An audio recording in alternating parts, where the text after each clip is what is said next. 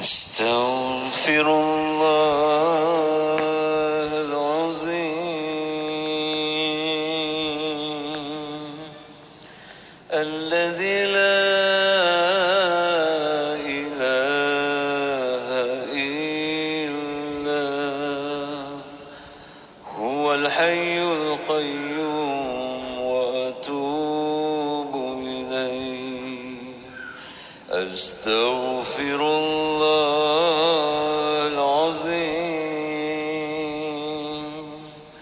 الذي لا إله إلا هو الحي القيوم وأتوب إليه. أستغفر الله العظيم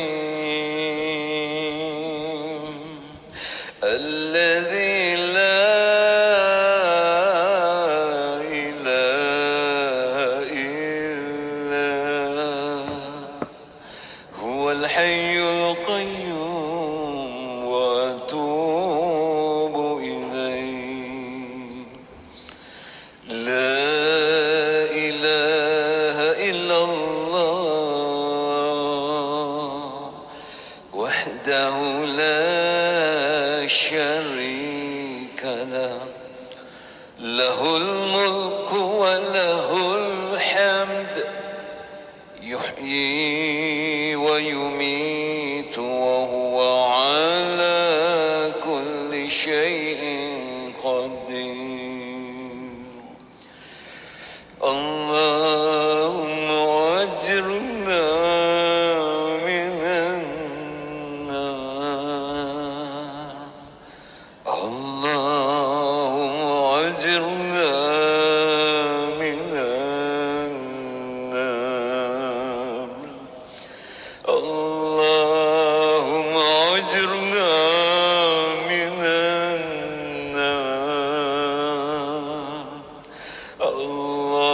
اللهم أنت السلام ومنك السلام وإليك يعود السلام. فحينا ربنا بالسلام وأدخلنا الجنة دار السلام. تباركت ربنا وتعاليت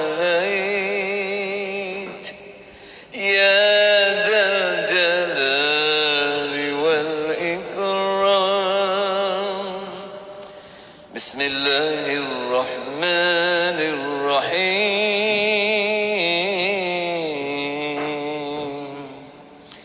الحمد لله رب العالمين، الرحمن الرحيم، مالك يوم الدين. إياك نعبد وإياك نستعين. اهدنا الصراط المستقيم، صراط الذين أنعمت عليهم غير المغضوب عليهم ولا الضالين.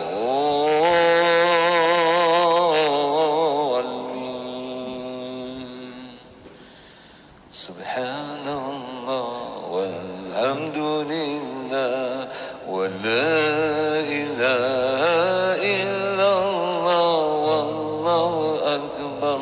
سبحان الله والحمد لله ولا إله إلا الله والله أكبر.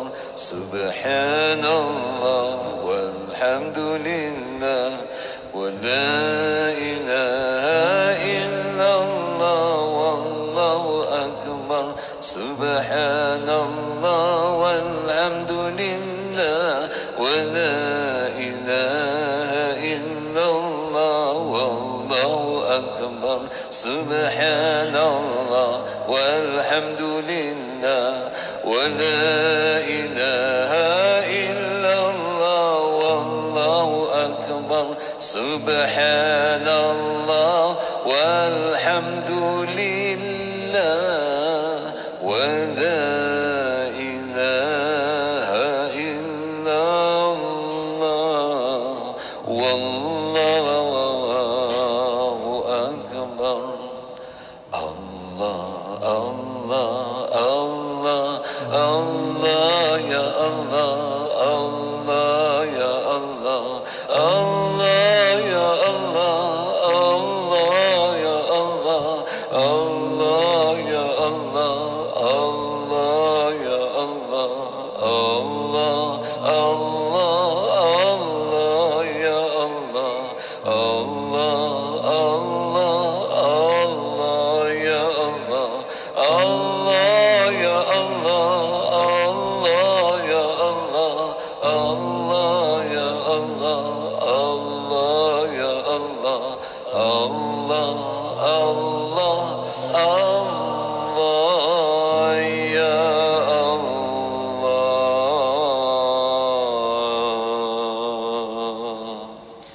الله الله الله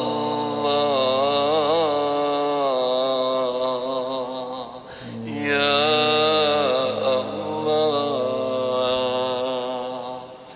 لا إله إلا الله لا إله إلا الله لا إله إلا الله محمد رسول الله لا إله إلا الله لا إله إلا الله لا إله إلا الله محمد رسول الله لا إله إلا الله لا إله إلا الله لا إله إلا الله محمد رسول الله يا الله يا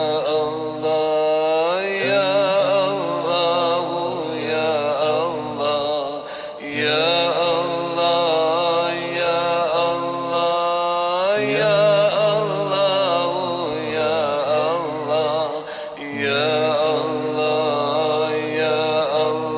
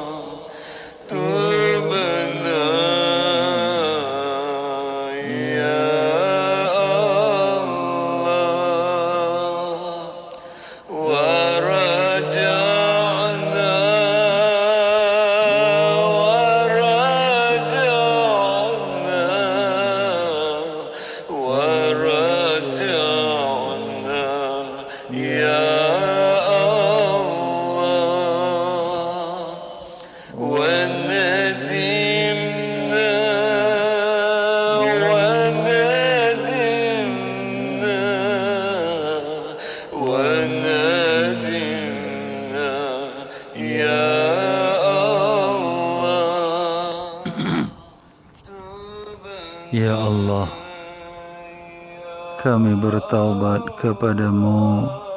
Ya Allah, Ya Allah, kami bertaubat kepadamu. Ya Allah, Ya Allah, kami kembali kepadamu. Ya Allah, kami kembali kepadamu.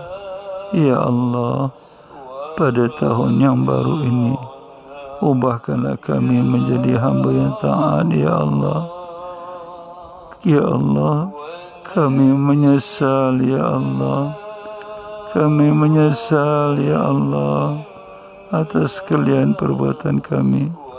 Pimpinlah kami. Ya Allah, kasihanilah kami. Ya Allah, Ya Allah, Tubna ilallah.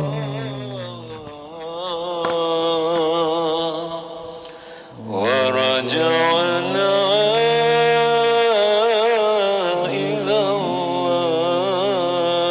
الله وندمنا على ما فعلنا إلهي نستني الفردوس سئالا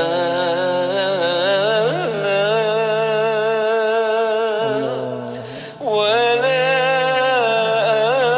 أقوى على النار الجحيم فهب لي توبة واغفر ذنوبي فإنك غافر الذنب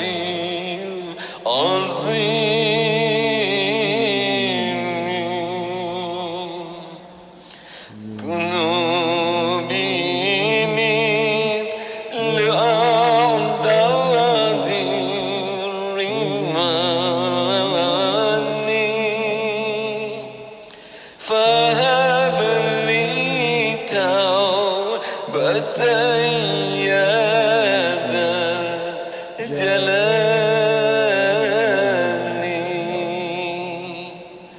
Wahai Tuhan, ku tak layak ke syurga-Mu, namun tak pula aku sanggup ke neraka-Mu. Ampunkan dosaku, terimalah taubatku. Sesungguhnya Engkaulah pengampun dosa-dosa besar. Dosa-dosaku bagaikan pepasir di pantai. Dengan rahmat-Mu ampunkan daku, oh Tuhanku. Wahai Tuhan, selamatkan kami ini dari segala kejahatan dan kecelakaan. Kami takut, kami harap kepadamu. suburkanlah cinta kami kepadamu.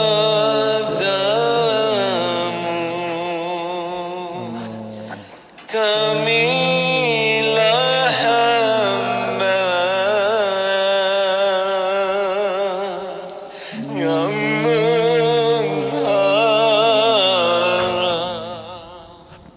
belas darimu. Muhammad wa ala alihi wa sahbihi wasallam. Walhamdulillah rabbil alamin. Taqabbalallahu minkum inna wa minkum Bismillahirrahmanirrahim. Alhamdulillah rabbil alamin. Allahumma salli wa sallim wa barik ala sayyidina Muhammad wa ala alihi wa sahbihi wasallam. Allahumma inna nas'aluka wa natawassalu wa natawajjahu ilaika bi nabiyyika nabiyyina sayyidina Muhammadin sallallahu alaihi wasallam nabiyur rahmah. Ya Rasulullah, inna natawajjahu bika ila rabbina fi taysiri jami' umurina wa fi qada'i hajatina وفي شفاء أمراضنا وفي موتنا على الإيمان والإسلام وحسن الخاتمة وبرؤية نبينا سيدنا محمد صلى الله عليه وسلم وبفتح الفتوح العارفين علينا. اللهم الشفع فينا اللهم الشفع فينا اللهم الشفع فينا. إلهنا أنت مقصودنا ورضاك مطلوبنا. أعطنا محبتك ومعرفتك. اللهم افتح علينا وعلى ذرياتنا فتوح العارفين. اللهم علمنا ما ينفعنا وانفعنا بما علمتنا وزدنا علما. اللهم يا معلم إبراهيم علمنا، يا مفهم سليمان فهمنا. سبحانك لا علم لنا إلا ما علمتنا إنك أنت العليم الحكيم. ولا حول ولا قوة إلا بالله العلي العظيم. إلهنا أنت مقصودنا ورضاك مطلوبنا. أعطنا محبتك ومعرفتك. وصلى الله على سيدنا محمد وعلى آله وصحبه وسلم. والحمد لله رب العالمين. الحمد لله رب العالمين. وبه نستعين على أمور الدنيا والدين. اللهم صل وسلم وبارك على حبيب الرحمن والسيد الأكوان الحاضر مع من صلى عليه في كل زمان ومكان وعلى آله وصحبه وتابعه بإحسان. مسلمين ومسلمات رحمكم الله. السلام عليكم ورحمة الله وبركاته. Alhamdulillah, syukur kita kepada Allah Subhanahu wa taala dengan limpah kurnia taufik hidayatnya telah dipertemukan kita pada hari ini, pada hari yang pertama daripada tahun baru 1442 Hijrah, iaitulah tanggal 1 Muharram. Tuan-tuan dan puan-puan semua, apa khabar? Alhamdulillah, mudah-mudahan Allah panjangkan umur dalam sihat walafiat, ditanamkan iman dan taqwa, dibukakan pintu ma'rifat, dan dikembalikan kita semua pada pegangan Ahlus Sunnah wal Jamaah, dan dimatikan semua kita dalam iman, dalam Islam, dalam husnul khatimah, dan ditemukan kita dengan Rasulullah sallallahu alaihi wasallam. Allahumma amin ya rabbal alamin. Ya tuan-tuan dan puan-puan rahimakumullah, maka dengan sempurnanya pada hari ini merupakan 1 Muharram, iaitulah hari pertama daripada tahun baru kita 1442 Hijrah. Ya tuan-tuan dan puan-puan rahimakumullah, sebagai kita orang yang beriman, kita pada tahun baru ini, apakah rancangan kita? Kita setiap sesuatu pekerjaan yang kita nak buat, kita sudah siapkan rancangannya. Kalau kita nak buka kedai, kita dah siapkan bagaimana cara kita nak menjalankan bisnes kita. Kalau kita yang sudah siapkan untuk kita nak masuk kerja, kita akan siapkan bagaimanakah kita nak bermula bekerja dan bagaimanakah peraturannya. Begitulah juga kita di dalam ibadat kita kepada Allah Ta'ala. Kita sedia maklum bahawa kita sekarang umur kita makin lama makin pendek, bukan makin panjang. Kalau dah umur kita 60 tahun, mungkinnya tinggal tak tahu berapa lama lagi. Bukan kata orang yang tua, orang yang muda pun tak tahu. Mungkin lagi sekejap, mungkin lagi 1 hari, mungkin lagi 1 bulan. Itulah dia para jemaah sekalian. Jadi sebagai orang yang beriman, yang kita semua akan balik kepada Allah. Dan kita akan tinggalkan dunia ini buat selama-lamanya. Maka di sini apakah persiapan kita? Kita kena ada rancangan, tuan-tuan dan puan-puan. Mereka yang tidak merancang, sebenarnya mereka merancang kepada kebinasaannya. Kalau kita membuatkan perniagaan, kita tidak ada rancangan, maknanya kita merancang untuk kegagalan kita. Kalau kita masuk sekolah dengan kita tak merancang untuk berjaya, maknanya kita merancang untuk kekalahan kita dan kegagalan kita dalam sekolah kita. Itulah dia umur kita pun. Kita kena ada perancangan. Perancangan umur kita ini, kita hendaklah bagikan antara yang penting dan yang lebih penting dan mana yang tak penting. Jadi kalau sekiranya yang paling penting sekali dalam hidup kita ini, apa dia? Iaitu memenuhi apa yang dikehendaki oleh Allah Ta'ala. Apa yang Allah Ta'ala kehendaki? Allah Ta'ala telah firmankan, A'udzubillahi minasyaitanirrajim, wa ma khalaqtul jinna wal insa illa liya'budun.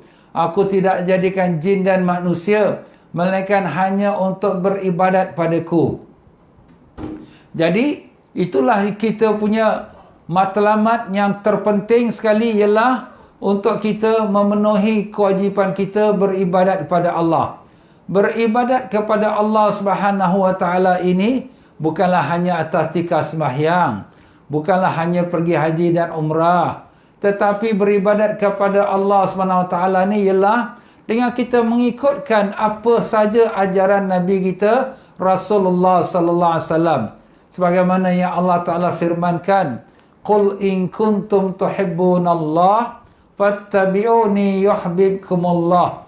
Katakanlah ya Muhammad sallallahu alaihi wasallam, jika kamu cinta kepada Allah, maka ikutlah aku, ikutlah Nabi sallallahu alaihi wasallam, yuhibbukumullah, nescaya Allah akan cinta pada kamu, wa yaghfir lakum dzunubakum wallahu ghafurur rahim, dan Allah akan ampunkan dosa-dosa kamu, dan Allah Maha Pengampun lagi Maha Penyayang.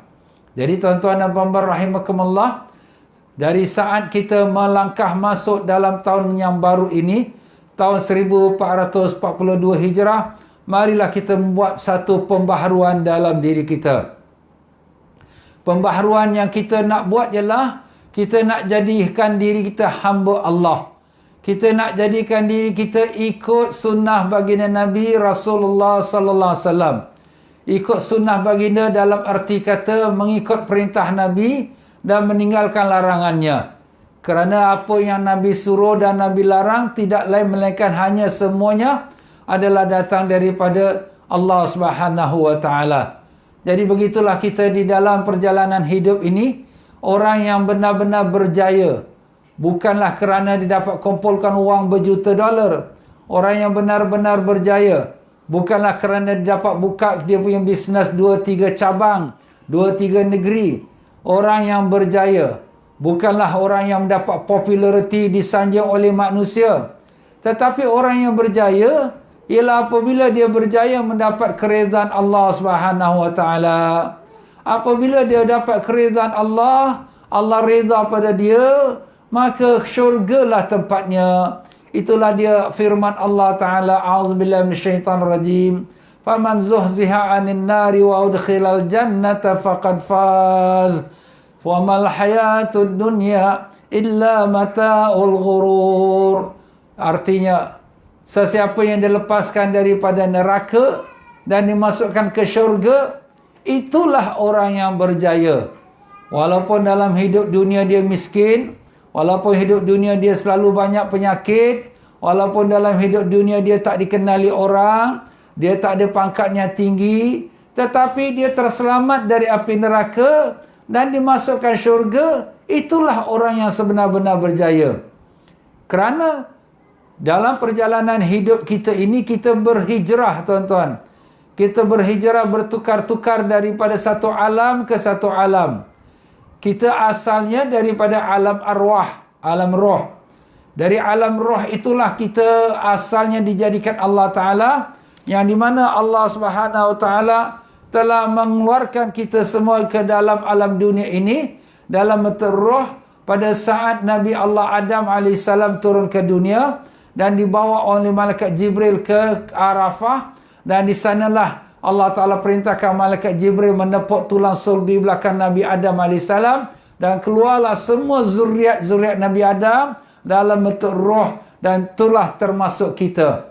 Jadi kita sudah ada pada zaman Nabi Adam AS, tapi dalam bentuk roh. Jadi kita duduk di alam roh tak tahu berapa ribu tahun, tak tahu berapa ratus ribu tahun yang sudah lalu.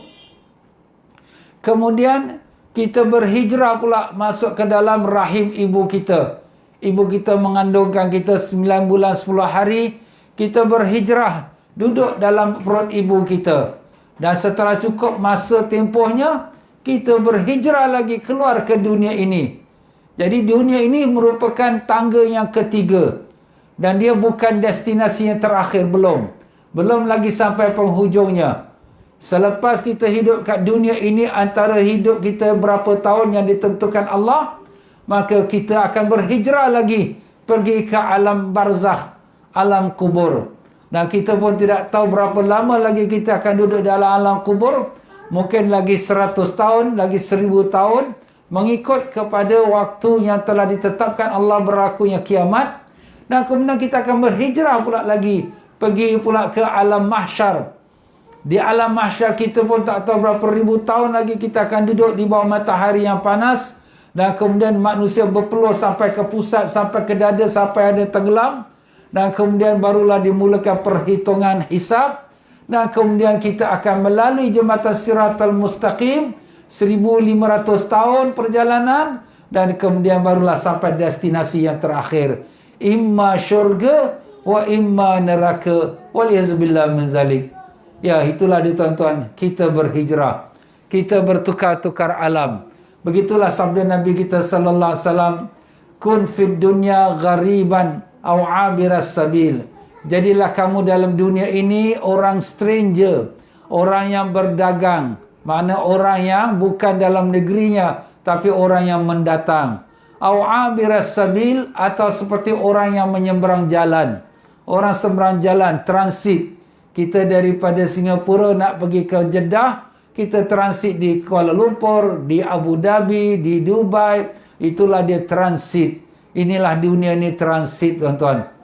Sebab tu, apa yang perlu kita lakukan, kita buatkan persiapan kita, bekalan kita untuk nak balik ke akhirat.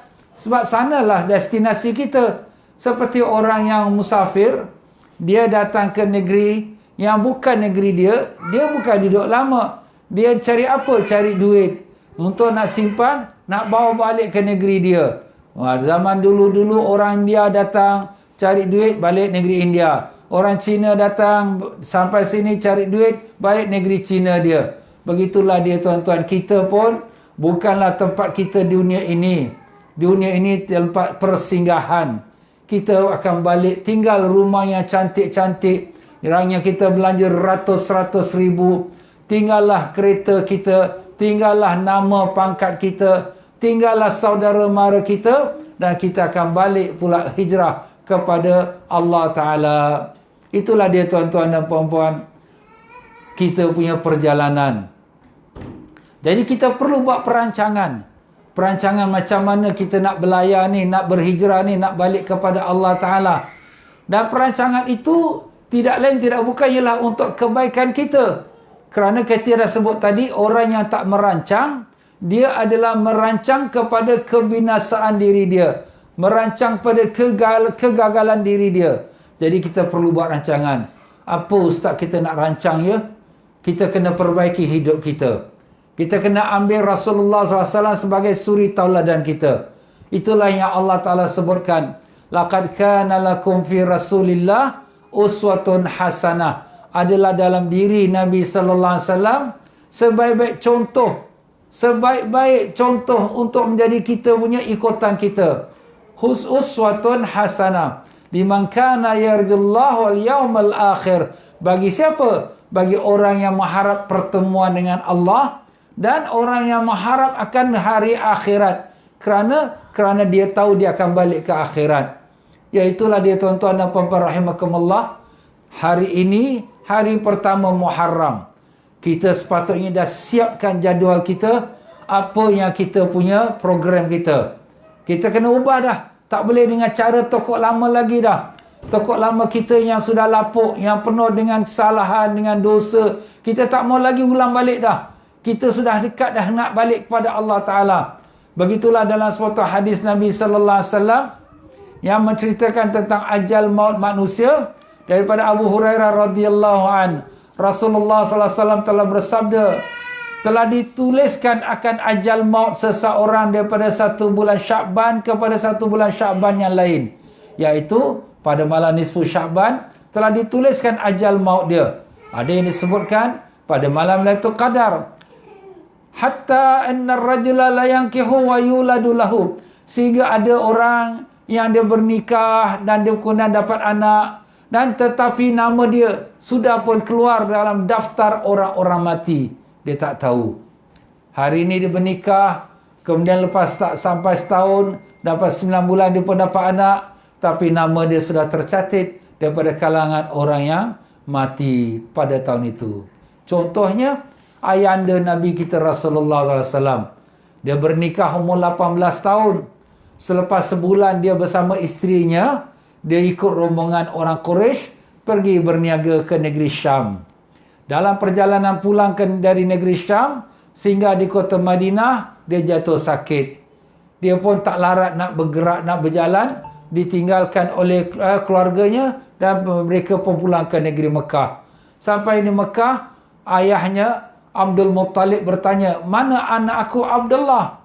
Mereka pun jawab, Abdullah sakit di Madinah. Maka dia pun hantarkan salah satu abang sulungnya, pergilah jumpa Abdullah, bawa dia balik kalau dia sudah sihat. Tapi apabila abang sulungnya sampai di Madinah, tak lama kemudian Sayyidina Abdullah pun wafat, kembali ke rahmatullah.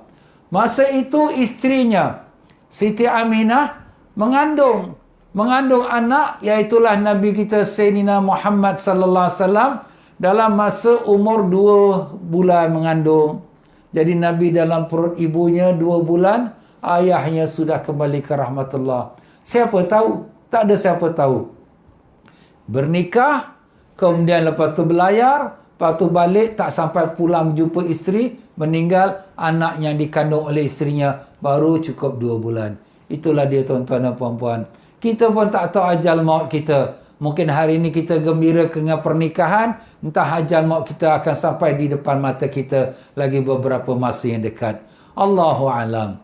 Tapi bukanlah makna di sini jangan bernikah, bukanlah makna di sini jangan beranak pinak, tidak. Itu sunnah Nabi sallallahu alaihi wasallam.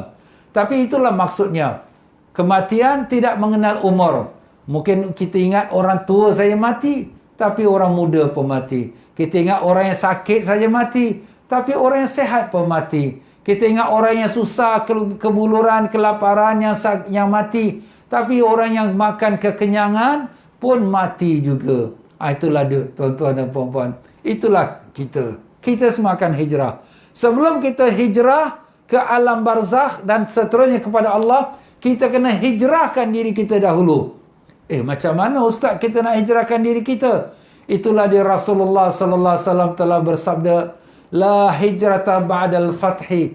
Tidak ada hijrah selepas daripada pembukaan kota Mekah. Lepas pembukaan kota Mekah, tak ada hijrah. Sebab sebelum pembukaan kota Mekah, maksud pembukaan kota Mekah ialah Nabi sallallahu alaihi wasallam mengambil kuasa atas kota Mekah pada tahun 8 Hijrah. Jadi pada masa awal hijrah, Nabi SAW, sahabat-sahabat hijrah, tinggalkan Mekah, pergi Madinah. Jadi hijrah.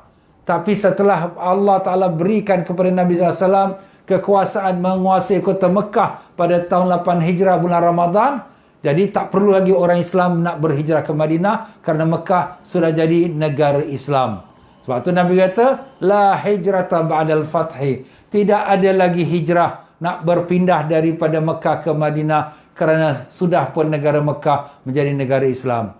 Illa jihadin wa niyah. melainkan dengan jihad dan dengan niat.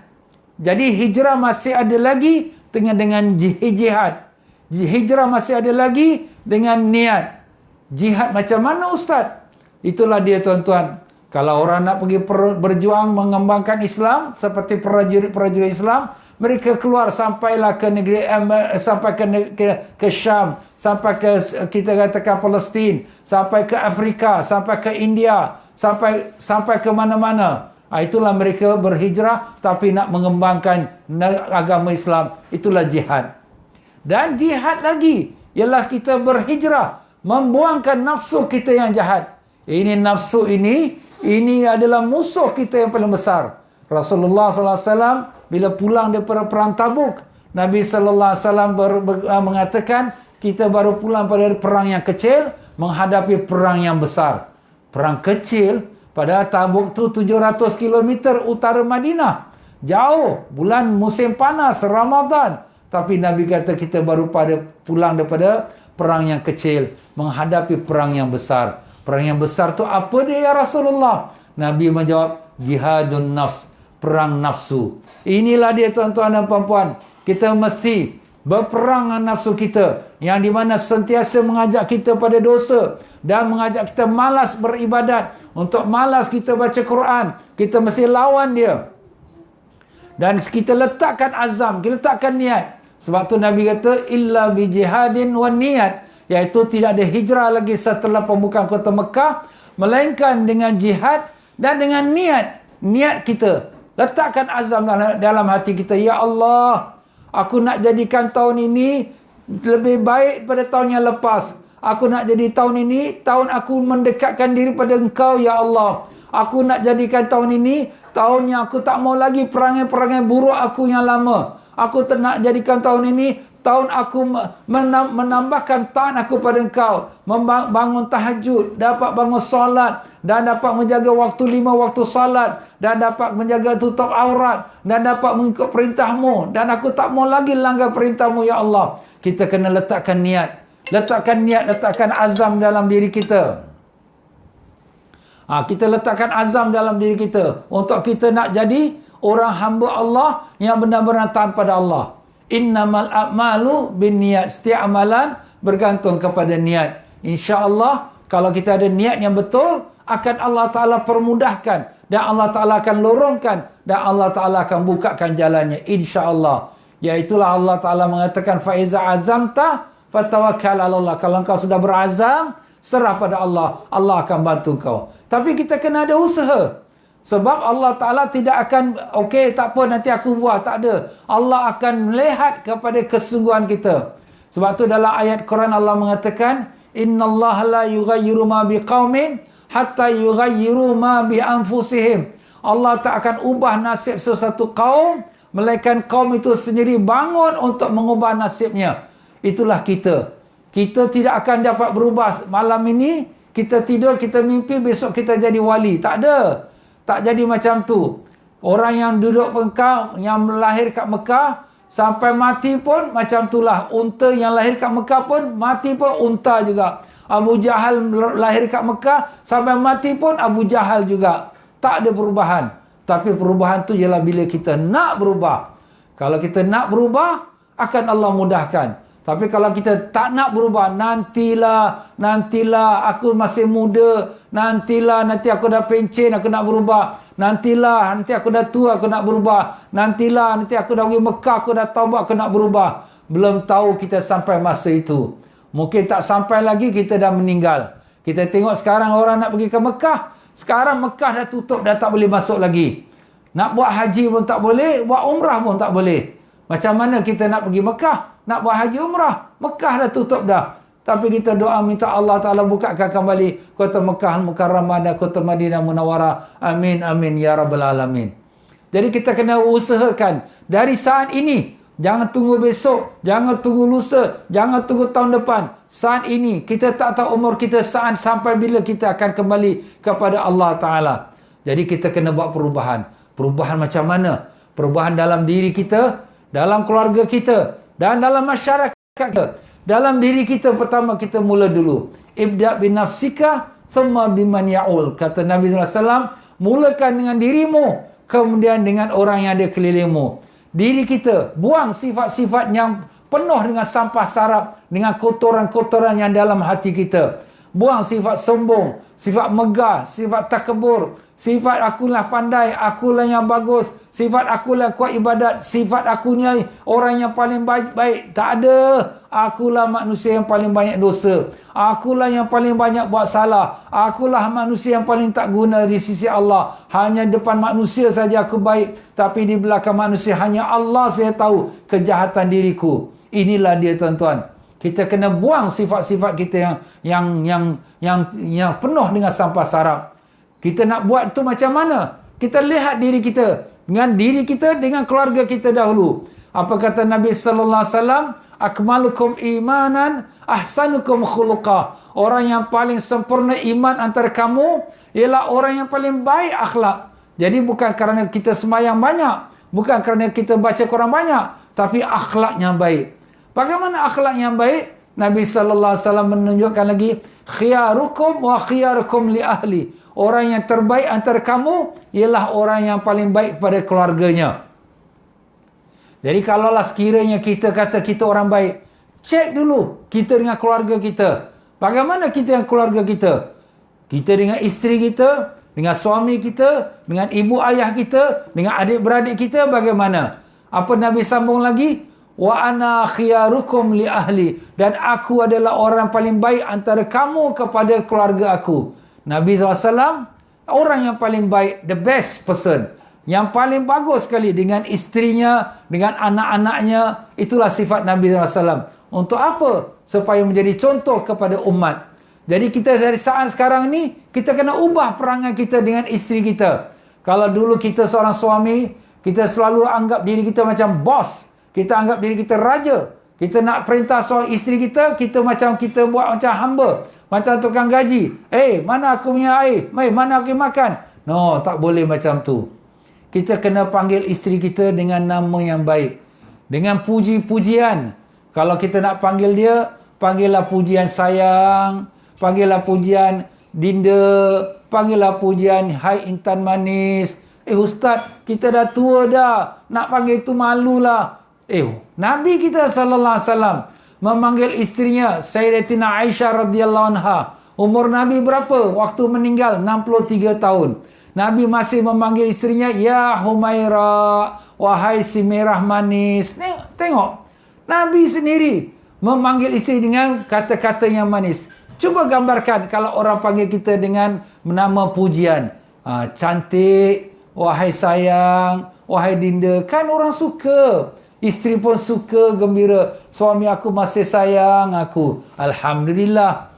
Begitulah juga kalau sekiranya kita nak marah isteri kita. Jangan marah dengan suara tengking. Jangan dengan tinggi suara. Dan orang perempuan ni sensitif.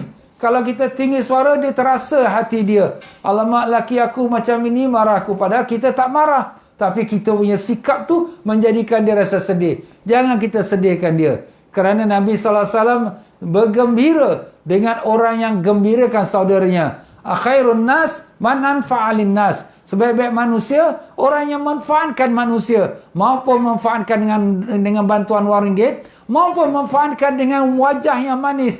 Kita nak marah pun kita senyum. Kita nak marah pun dengan kita memuji dia dahulu. Umpamanya, sang suami bila makan, dia makan tak sedap lauknya. Atau dia minum kopinya tak sedap dia punya bancuan dia. Ataupun tersilap nak masuk gula termasuk garam. Jangan kita marah dulu. Kita lihat satu kisah di mana seorang saleh, seorang yang baik, hamba Allah yang bagus, akhlak dia. Dan isteri dia pun isteri yang salihah.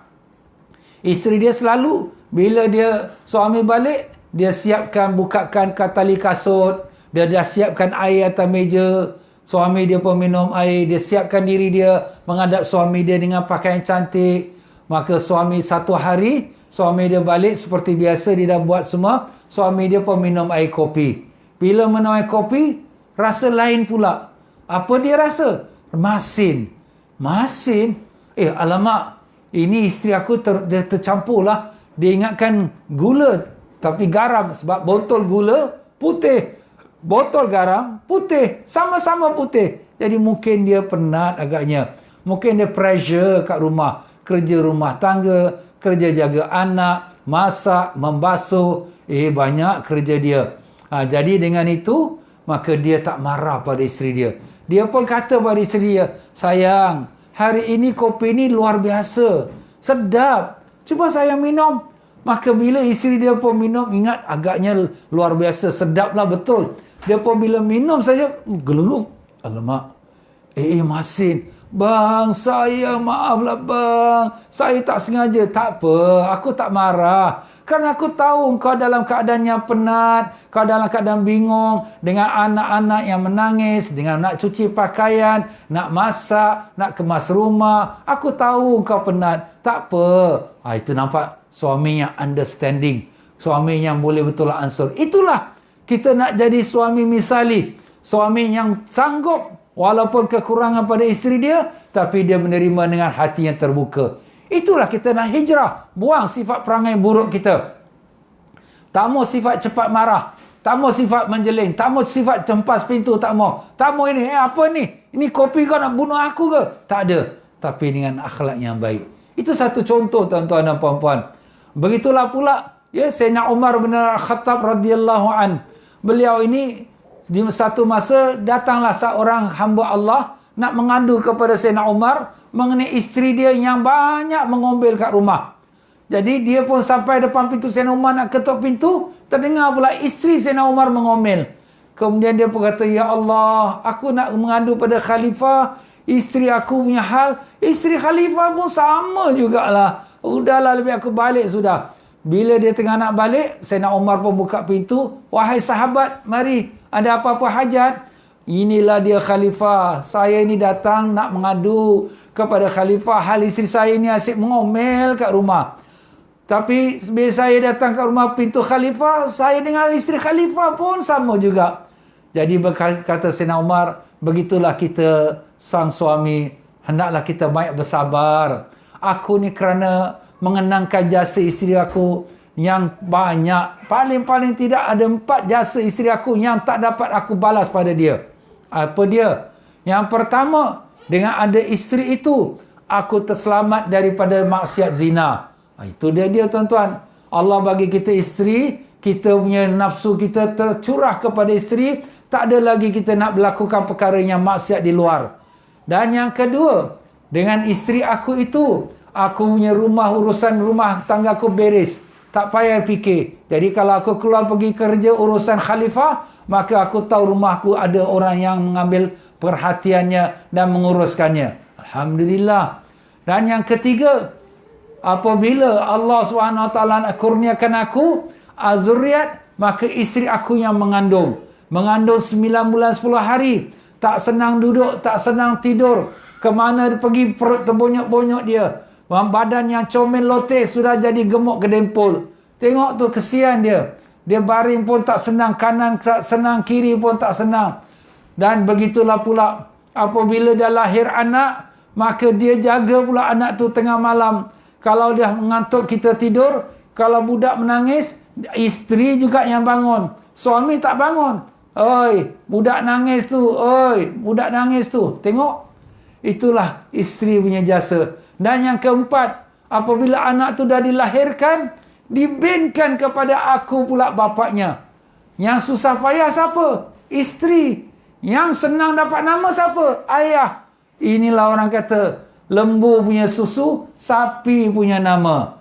Lembu yang punya susu penat-penat, dia mengandung susu dia, tiba-tiba bila dah keluar susu, orang kata minyak sapi. Itulah dia tuan-tuan ya. Jadi begitulah dia. Itu paling kurang, paling minimum.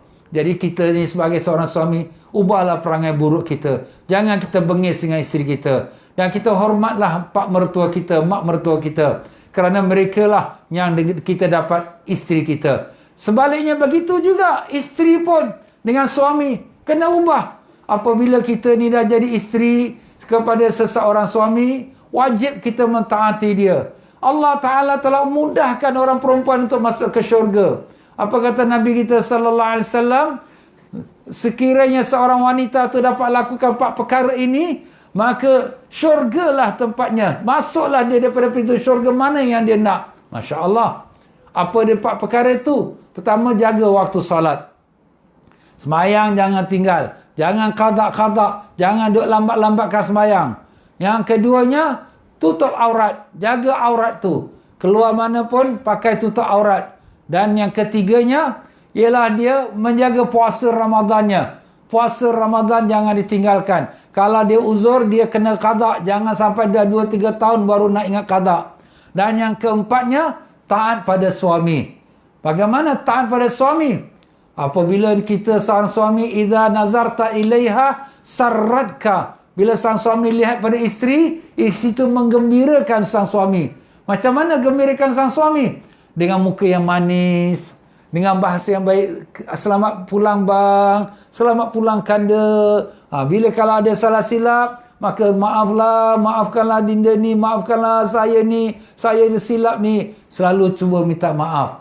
Ini nak minta maaf ni tuan-tuan, bukan satu perkara yang mudah. Kerana apa? Dia melawan nafsu kita. Apabila kita minta maaf tu mana kita rendahkan diri. Jadi apabila kita minta maaf, kita lawan nafsu kita. Aku memang silap. Kalau sekiranya aku tak silap pun, aku minta maaf kerana aku nak dapatkan keredaan suami. Sesiapa isteri yang mati dan suami dia reda pada dia, syurga untuk dia. Sesiapa isteri yang mati dan suami dia murka kepada dia, neraka untuk dia. Na'udzubillah min zalik. Jadi kita, sang isteri, usaha mendapatkan keredaan suami. Kalau suami ustaz, suami silap macam mana? Kalau suami salah macam mana? Tegur dengan cara baik. Bang, minta maaf bang ya. Nak cakap sikit perkara. Bang, maafkan saya ke tidak bang? Ini nak cakap bang, macam ni cakap tak boleh bang. Nanti luka hati mak kita kalau dengar. Nanti marah orang tua kita. Jadi kita nasihat dengan cara baik. Jadi mungkin suami kita tak ada niat apa-apa. Tapi mungkinlah dia ada kurang ilmu atau kurang pengetahuan. Jadi tak apa, tapi dengan cara yang terbaik. Itulah dia. Kita, isteri itu apabila dilihat oleh suami, menggembirakan suami. Selalu siap sedia dengan pakaian yang baik. Apabila suami dah ada ke rumah, jaga hidung suami dan jaga mata suami. Macam mana? Berpesan seorang ibu kepada anaknya, bila kau menjadi seorang isteri, kau jaga hidung suami kau. Kau jaga mata suami kau. Macam mana jaga hidung suami saya? Mak, macam mana jaga hidung suami saya? Jaga hidung suami, jangan sampai suami kau mencium bau busuk badan kau. Macam mana tu? Sentiasa jaga kebersihan diri. Sentiasa pakai wangi-wangian. Dalam rumah itu disuruh. Mandilah pakai minyak atar pun tak apa. Tapi kalau keluar rumah, jangan. Nanti jadi godaan orang lelaki luar. Dan begitulah jaga mata suami. Jaga mata suami apa? Jangan sampai suami melihat kejelekan kau, keburukan kau. Selalu pakai yang baik, yang bersih. Tak apa. Kita berhias di rumah. Memang itulah yang disuruh. Dan begitulah yang kedua, yang wanita yang salihah. Iza amartaha ata'atka. Bila engkau perintah pada dia, maka wanita itu, isteri itu akan taat pada engkau. Itulah isteri yang salihah. Isteri yang salihah dia tak banyak argument. Tak banyak dia nak berdialog. Tak banyak dia nak bercakap, bertanya kenapa. Suami dia suruh, baiklah bang, insya-Allah saya akan usahakan termampu. Tapi kalau tak mampu, minta maaf lah bang. Saya hari ini ada appointment, jadi saya minta maaf lah. Dan begitulah dia jaga. Jangan sampai dia menderahkan perintah suami. Melainkan kalau suami suruh dia buat maksiat. La ta'ata li makhluk fi maksiatil khaliq, kata Nabi. Tidak ada ketaatan pada makhluk dalam kita buat maksiat kepada Allah Ta'ala. Suami kata, aku tak mau kau pakai tudung. Tak boleh lah bang. Ini perintah Allah. Mesti nak pakai tudung. Aku tak mau kau semayang. Ini semayang aku tak mau. Aku nak berjalan dengan kau mai keluar. Tak boleh lah bang. Semayang ni wajib. Dah sampai masuk waktu kita kena semayang. Tapi kalau dalam perkara yang tidaklah melanggar perintah Allah, wajiblah isteri itu lakukan sekadar yang termampu. Kalau tak mampu, minta maaf saja.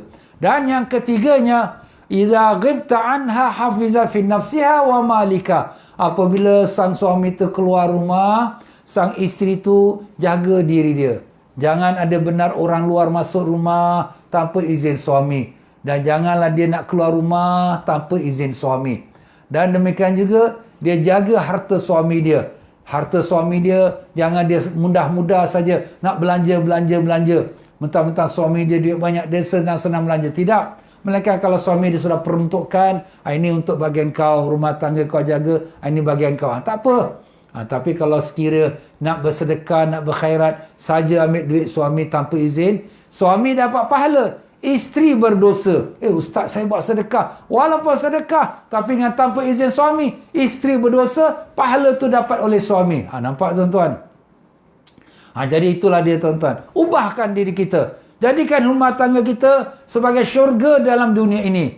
Penuh rasa kasih sayang. Suami isteri bertolak ansur. Kasih sayang, hormat menghormati. Isteri hormat suami. Suami pun hormat isteri. Kita hormat ibu bapa dia dan dia pun hormat ibu bapa kita. Kita hormat mertua kita. Dan demikian juga kita ubah perangai kita dengan ibu ayah kita. Ibu ayah kita jangan sama sekali kita angkat suara. Jangan sama sekali kita, kenapa mak? Kenapa ayah? Jangan sama sekali kita buat macam tu. Kita tak dengar, kita datang dekat mak, mak. Jangan biasa jerit-jeritkan pada mak dan ayah. Berjerit saja itu pun sudah satu biadab. Tak boleh. Sebab itu di sini kalau kita tak dengar apa mak kita kata, pergi pada mak. Mak, mak? Ayah, ayah? Dengan penuh lemah lembut. Kita seperti hamba dan ibu ayah kita seperti tuan kita. Itulah kita anggapkan mereka. Kerana mereka lah kita baru ada kat dunia ini. Dengan kerana susah payah mereka, ibu kita yang mengandung kita, melahirkan kita, barulah kita keluar. Dengan susah payah ayah kita mencari rezeki, memberikan kita nafkah, memberikan kita pelajaran, sekolah, pakaian, semuanya, barulah kita jadi manusia yang sempurna. Jasa mereka tak dapat kita bayar. Walaupun seisi dunia dengan emas sekalipun, takkan boleh kita membayarnya. Tetapi sekurang-kurang kita mendoakan untuk mereka. Allah Ta'ala ajarkan kepada kita. Baca doa. Rabbighfirli wali walidayya warhamhuma kama rabbayani saghira. Ya Allah, ampunkanlah aku dan kedua orang tuaku. Dan kasihanilah mereka berdua seperti mana mereka berdua mengasihani aku waktu kecil. Itulah kita doakan untuk ibu ayah kita. Jangan kita tengking, yang kita persoalkan. Mak, mana boleh macam ni, mak? Mak, kenapa ni, mak? Mak, ayah, kenapa buat macam ni? Jangan. Kita mempersoalkan mereka, itu maknanya kita sudah merendahkan mereka. Tapi kalau kita ada idea atau pendapatnya lebih baik, kita boleh ajukan dengan cara terbaik. Mak, maaf mak ya, ayah minta maaf lah. Yang saya tahu dengan undang-undang sekarang ini salah ni, ini tak boleh, minta maaf lah. Jadi kita mulakan dengan minta maaf dan kita akhir dengan minta maaf. Itu cara adab kita dengan mak ayah. Kita ubahkan. Tak mau lagi perangai kita yang buruk. Bila merajuk dengan mak, kita tarik muka kita. Bila merajuk dengan bapa, tak mau cakap dengan bapa. Ini sifat akhlak yang buruk. Ini sifat akhlak anak yang derhaka. Ini sifat akhlak orang yang akan mati su'ul khatimah. Dalam pelajaran kita yang lepas kita dah sebut bahawa orang yang bakal mati su'ul khatimah, mati tak beriman, na'udzubillah, dia ada 4 tanda dia. Pertama, dia melengar-lengarkan salat, meringan-ringankan salat. Yang kedua, derhaka pada mak bapaknya. Yang ketiga, senantiasa mengambil minuman arak atau yang memabukkan. Yang keempatnya, iaitu dia menyakiti saudara-saudara Islam dia, maupun dengan perbuatan atau perkataan. Kita kena buang sifat tu. Kita kena buang sifat derhaka pada mak bapak dan selalu doakan mereka. Kalau mak ayah kita dah meninggal, selalu doakan untuk mereka. Jangan lupa setiap lepas 5 waktu salat, doakan untuk mak bapak kita. Rabbighfirli wali walidayya warhamhuma kama rabbayani saghira. Jangan kita lupa. Dan demikianlah juga kita perbaiki akhlak kita dengan sekalian kaum muslimin kita. Tadi dah sebut bahawa perkara yang keempat, alamat tanda orang yang su'ul khatimah, menyakiti saudara Islam. Buang sifat yang menyakiti saudara Islam. Sifat apa? Sifat sombong, sifat megah. Aku lebih pandai daripada dia. Kau ni bodoh, kau ni tak tahu. Jangan kita menghina orang. Jangan kita menjatuhkan maruah orang depan orang ramai. Kita nak tegur kawan kita yang salah, tapi orang ramai dah tengok, jangan kita cakap depan orang ramai. Kita nak hantar mesej, nak tegur satu kawan, jangan kita tegur in group. Kita tegur one by one message. Kalau kita in group, kita tegur dia, orang lain semua dengar. Maknanya kita sudah jatuhkan maruah dia. Ubahkan perangai itu. Kata Nabi kita SAW, amilun nas, bergaulilah kamu akan dengan manusia seperti mana kamu nak orang mempergauli kamu. Maknanya apa?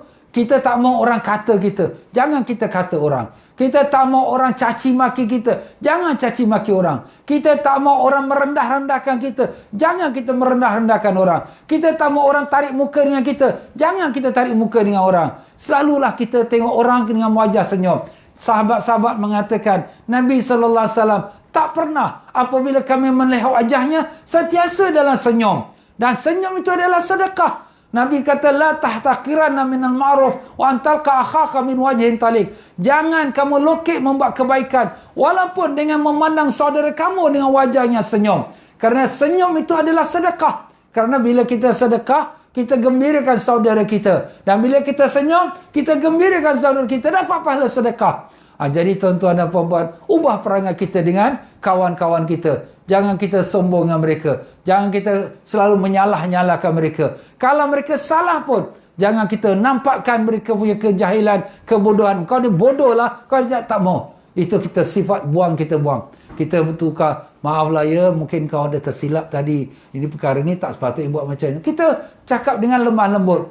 Akhlak kita jaga. Itulah Nabi mengatakan, iaitu orang yang paling mulia di sisi Allah, orang yang akhlak yang baik. Di samping dia jaga hukum agama, tapi akhlak dia baik. Itulah Rasulullah SAW. Wa innaka la'ala khuluqin azim. Allah bersumpah, demi sesungguhnya kau ya Muhammad, di atas akhlak yang agung, akhlak yang mulia. Itulah sifat Nabi SAW. Innama bu'istu liutammima makarimal akhlak. Sungguhnya aku dibangkitkan oleh Allah untuk menyempurnakan akhlak yang baik. Sehingga kan dikatakan oleh alim ulama, orang yang tak ada akhlak, tak ada agama. Kerana agama Islam ni agama akhlak. Akhlak kita dengan ibu bapa, akhlak kita dengan suami isteri, akhlak kita dengan kawan-kawan, akhlak kita dengan Allah Subhanahu Wa Taala. Subhanallah tuan-tuan. Kita kena ubah sifat kita dengan Allah. Dulu kita selalu lambat-lambat salat. Jaga waktu salat. Awal waktu kita buat salat kita. Jangan lambat-lambat melainkan keadaan darurat. Sekali-sekala ada urusan yang tak dapat elakkan atau dalam perjalanan driving. Okey, kita terima. Tapi jangan jadikan kebiasaan. Selalu salatnya lambat dan habis waktu baru salat. Itu cara orang munafik, kata Nabi. Orang munafik, dia kalau salat, dia selalu lambat-lambatkan salat. Na'udzubillah min zalik. Dan demikian juga, kalau boleh kita salat berjemaah. Kita salat berjemaah tu kalau kita di rumah, ajak isteri, ajak suami, ajak anak-anak, mari kita salat sama-sama. Subuh, kita bangunkan anak-anak kita, mari salat subuh berjemaah dengan ayah. Mari salat subuh dengan mak. Kita kalau di rumah waktu maghrib, sekarang kita tak pergi ke masjid kerana masjid pun tak boleh buka melainkan sedikit saja. Maka kita ajak anak-anak kita, mari salat maghrib. Lepas salat maghrib kita baca zikir, baca selawat, baca ayat Quran, baca surah-surah yang baik, surah Alif Lam Mim Sajadah, baca surah iaitu Al-Waqi'ah, baca surah Al-Mulk, surah Al-Kahfi 10 ayat pertama, 10 ayat akhir supaya terpelihara daripada fitnah Dajjal. Masya-Allah tuan-tuan. Makan bersama-sama dengan anak-anak, biar makan berjemaah. Sebab yadullah ma'al jemaah, rahmat Allah berserta dengan jemaah. Hidup rumah tangga kita aman damai. Anak-anak pun hormat pada mak ayah dan mereka pun sayang mak ayah. Selalu gunakan perkataan sayang kepada anak, sayang anak mak, supaya anak-anak pun sayang kepada ibu, sayang kepada ayah. Dan selalu kita kalau nak marah anak, jangan marah dengan perkataan yang buruk. Kita ubah. Bodoh kau, gablok gini. Jangan. Kita panggil dia pandai sangat anak ayah ni. Bijak sangat anak mak ni. Jadi kita panggil dia dengan nama yang baik. Kenapa? Sebab cakapan ibu ayah tu adalah doa. Saat Allah Ta'ala bukakan pintu doa, kita pun panggil anak kita pandai anak mak. Maka Allah jadikan anak kita pandai. Alhamdulillah. Tapi kalau kita panggil anak kau ni bodoh lah, maka saat itu terbuka pintu doa, maka anak kita menjadi bodoh. Siapa yang susah? Mak ayah pun susah. Itulah dia tuan-tuan dan puan-puan. Selalu panggil dengan perkataan yang baik. Walau sejahat mana anak kita, jangan kita gunakan perkataan yang buruk kepada mereka. Ubah tuan-tuan, kita ubah. Kita hijrah. Tinggalkan yang sudah lama tu. Kita tak mau lagi yang lama, yang buruk, yang kasar, yang jahat. Kita nak kepada yang baik. Itulah Nabi SAW bersabda, Al-muhajir man hajara amma nahawallah. Orang yang berhijrah, ialah berhijrah meninggalkan segala apa yang dilarang oleh Allah. Akhlak buruk, sifat yang tak baik, sifat sombong, sifat megah, sifat selalu bergaduh, selalu bertengkar. Tinggalkan itu. Itulah orang yang berhijrah. Kita hijrahkan diri kita. Sekarang ini kita hijrahkan. Kita masuk tahun baru 1442 hijrah. Kita hijrahkan diri kita kepada yang lebih baik insya-Allah taala. Baiklah tuan-tuan dan puan-puan rahimakumullah. Jadi itulah dia tuan-tuan ya. Bersempena dengan 1 Muharram hari ini, tahun baru. Maka saya ucapkan pada semua para jemaah sekalian, kullu am wa antum bi khair. Sepanjang tahun mudah-mudahan anda semua dalam kebaikan, dalam keimanan yang baru, bertakwa, tambah takwa yang baru, tambah ibadat yang baru, tambah solat tahajudnya, tambah bacaan Qurannya, tambah akhlak yang baik, tambah sifat-sifat yang mulia, tambah sifat senyum kepada keluarga dan kepada kawan, dan tambah ikhlasnya, tambah taatnya kepada Allah. Mudah-mudahan kita juga diterima oleh Allah. Allahumma ya Allah ya Tuhan kami.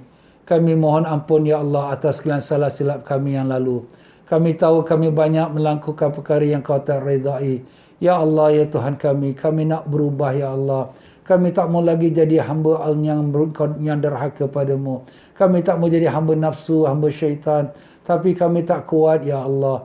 Tolonglah kami ya Allah. Ubahkanlah diri kami daripada jahat kepada baik, dan daripada baik kepada yang lebih baik ya Allah. Ya Allah, jadikanlah hari-hari yang akan datang setahun ini, jadikanlah hari yang cemerlang bagi kami. Hari yang penuh dengan nur dan cahaya-Mu. Hari yang akan dapat tambahan taufik dan hidayat-Mu. Hari yang akan bertambah kami sihat walafiat untuk amal dan ibadat. Hari yang Kau peliharakan kami daripada sekalian musibah, bala bencana. Ya Allah, angkatkanlah penyakit COVID-19 daripada negara kami, pada masyarakat kami, dan negara-negara jiran, dan daripada seluruh dunia. Ya Allah, ya Tuhan kami mohon pada-Mu segala kebaikan yang pernah dimohon oleh Nabi kami Rasulullah SAW.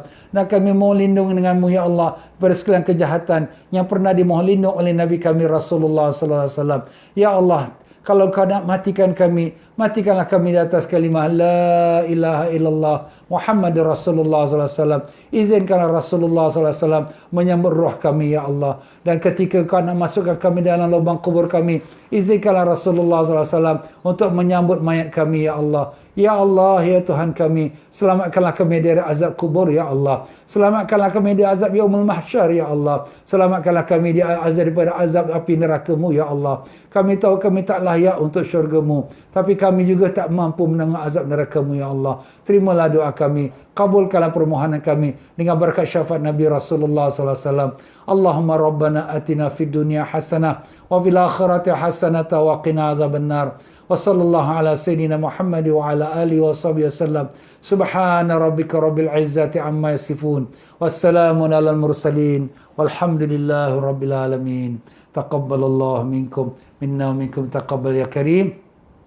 Ya tuan-tuan dan puan-puan, mari sama-sama kita membaca selawat pada Nabi sallallahu alaihi wasallam sebanyak 10 kali yang telah saya ijazahkan. Semoga mayat kita di waktu dimasukkan dalam kubur disambut oleh Rasulullah sallallahu alaihi wasallam. Bismillahirrahmanirrahim. Innallaha malaikatahu yusalluna 'alan nabi. Ya ayyuhalladzina amanu sallu 'alaihi wa sallimu taslima. Allahumma salli ala sayyidina Muhammadin nabiyil ummiyil habib al-aliyil qadar al-azimil jah wa ala alihi wa sahbihi wa sallim. Allahumma salli ala sayyidina Muhammadin nabiyil habib al-aliyil qadar al-azimil jah wa ala alihi wa sahbihi wa sallim.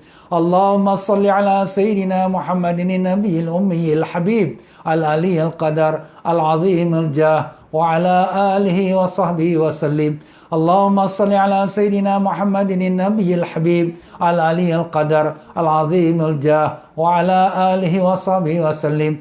Allahumma salli ala sayyidina Muhammadin nabiyil habib al-aliyil qadar al-azimil jah wa ala alihi wa sahbihi wa sallim. Allahumma salli ala sayyidina Muhammadin nabiyil habib al-aliyil qadar al-azimil jah wa ala alihi wa sahbihi wa sallim.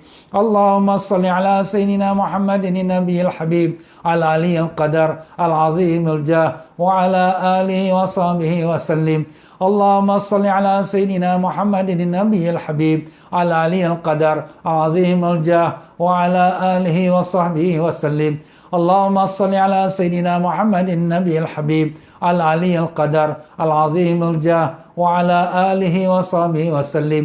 اللهم صل على سيدنا محمد النبي الحبيب العلي القدر العظيم الجاه وعلى آله وصحبه وسلم.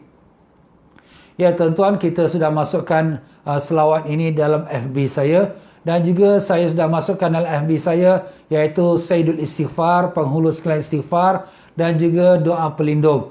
Jadi tuan-tuan, insya-Allah kita akan bacakan selawat ini dan Sayyidul Istighfar setiap kali penghujung daripada kuliah kita. Mari kita baca Sayyidul Istighfar. Siapa yang ada dalam handphonenya buka FB-nya, boleh buka FB-nya. Siapa yang dah snapshot sudah boleh masuk dalam handphone dia, ataupun boleh ikut sama saja.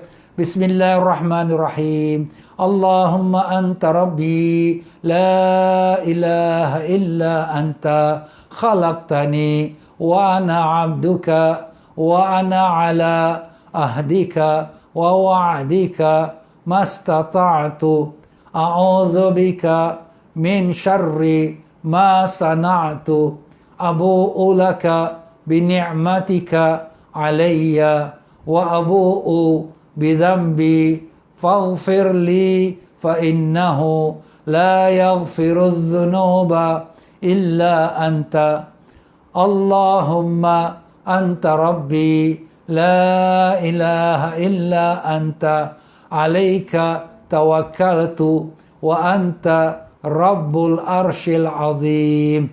Ma sya'allahu kan wa ma lam yasha' lam yakun. La hawla wa la quwwata illa billahil aliyyil azim. A'lamu anna allaha ala kulli syai'in qadir wa a'lamu anna allaha ala kulli syai'in qad ahata bi kulli syai'in ilma. Allahumma inni a'udzu bika min syarri nafsi wa min syarri kulli dabbatin anta akhidhun binasiyatiha inna rabbi ala siratim mustaqim. Wa sallallahu ala sayyidina Muhammad wa ala alihi wasallam. Alhamdulillah rabbil alamin wa billahi taufiq wal hidayah. Wassalamu alaikum warahmatullahi wabarakatuh.